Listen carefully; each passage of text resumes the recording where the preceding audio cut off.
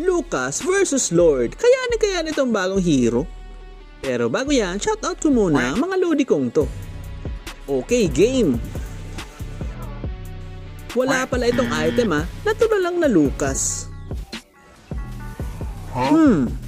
Mukhang malambot itong bagong hero na to. Oh no!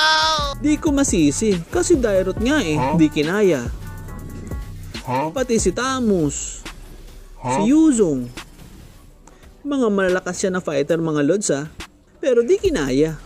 Mga mahihinang nilalang. Naku, mahinang nilalang raw sabi ni Taguro. Naku mga senpai, hindi ito ang hinahanap natin. Masyadong mahina. So paano yan mga senpai? Sino kaya ang susunod ko? Wala akong maisip